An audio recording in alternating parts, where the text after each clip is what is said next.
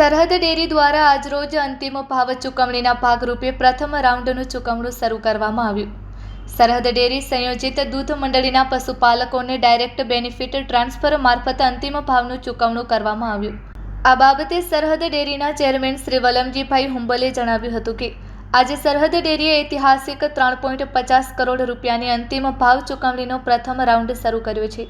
ગત વર્ષની સરખામણીએ આ વર્ષે 10 કરોડ રૂપિયા જેટલી પશુપાલકોને વધારાની રકમ મળવાની છે। સાથે સાથે કેન્દ્ર સરકારના સહકારથી સમૃદ્ધિ પ્રોજેક્ટ અંતર્ગત સરકારની સૂચના મુજબ આજે 7 તાલુકાની 50 દૂધ મંડળીઓના 3,917 પશુપાલકોને રૂપિયા 3,50 લાખની રકમ સીધી તેમના બેંક ખાતામાં ચૂકવી આપવામાં આવી છે।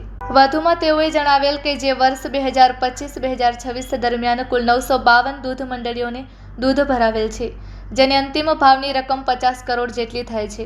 મંડળીઓની અંતિમ ભાવની સાધનિક કાગળ સાથેની ફાઇલ ચાંદ્રાણી ઓફિસે મળી ગયા બાદ તથા ખાતા નંબરનું સેન્ટર ઇન્ચાર્જ મારફતે વેરિફિકેશન થઈ ગયા બાદ અંતિમ ભાવ વિતરણનો બીજો રાઉન્ડ શરૂ કરવામાં આવશે।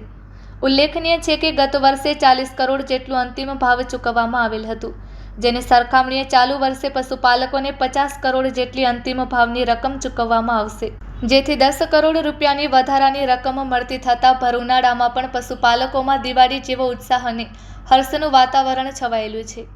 Report by Bharti Makhijani, Anjar.